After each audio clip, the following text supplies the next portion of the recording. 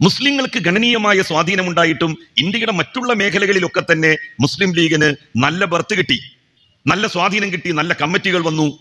പക്ഷെ മലബാറിൽ മാത്രം മാലി മുസ്ലിയാരും വാര്യംകുന്നത്ത് കുഞ്ഞഹമ്മദാജിയും അവരെ മുസ്ലിം ലീഗിലേക്ക് പോകുന്നതിൽ നിന്ന് തടഞ്ഞ് കോൺഗ്രസിൽ അണിനിരത്തി. ആ ഒരു ദേഷ്യം, ആ ഒരു ഈർഷ്യം സർവ്വേന്ത്യാ മുസ്ലിം ലീഗിന്റെ കേന്ദ്ര നേതൃത്വത്തിന് മലബാറിലെ മാപ്പിളമാരോട് ഉണ്ടായിരുന്നു. അതുകൊണ്ടാണ് മലബാറിലെ മാപ്പിളമാരെ പിന്തുണക്കുന്ന ഒരു സമീപനം സർവ്വേന്ത്യാ മുസ്ലിം ലീഗ് എടുക്കാതിരുന്നത്.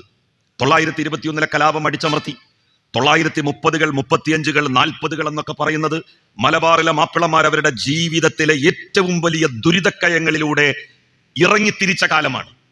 ആ കാലത്ത് പോലും മുസ്ലിം ലീഗിന്റെ മുടിചൂടാമന്നനായിരുന്ന മുഹമ്മദ് അലി ജിന്ന മലബാറിൽ വരികയോ മലപ്പുറത്തെത്തുകയോ ഇവിടത്തെ പ്രയാസപ്പെടുന്ന മാപ്പിള കർഷകരെ സമാശ്വസിപ്പിക്കുകയോ ചെയ്തില്ല.